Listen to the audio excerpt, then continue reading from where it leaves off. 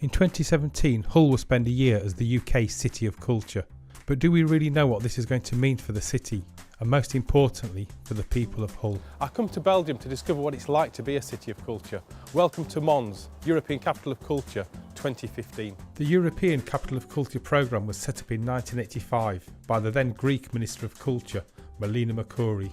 One of the side effects has been the economic as well as cultural regeneration it brings to the recipient city. As the year draws to a conclusion, the city is still revelling in great art and poetry, especially the story of this poet and his enforced stay in Mons. Paul Verlaine began his literary career as a conventional poet, and as a conventional family man, all that was about to change.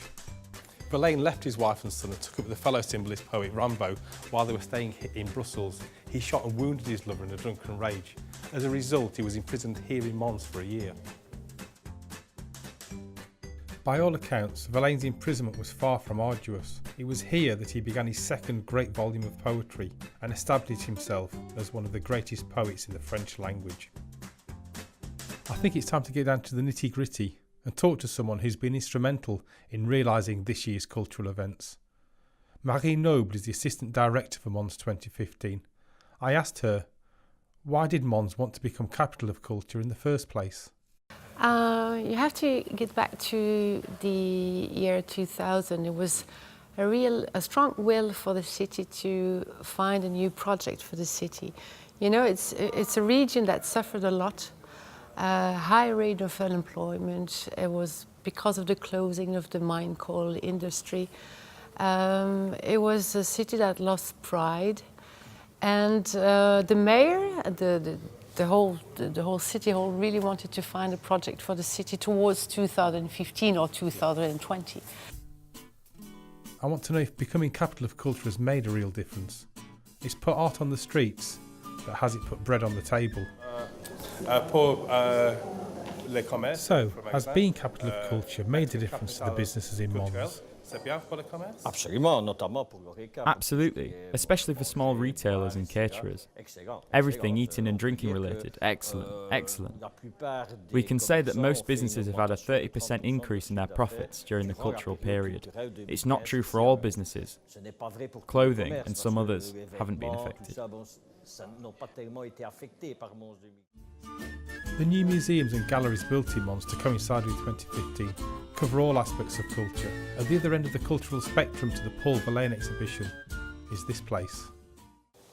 Poetry might not be to everyone's taste, but Mons has built a new museum dedicated to its oldest and most famous folk tradition, the Feast of Ducasse.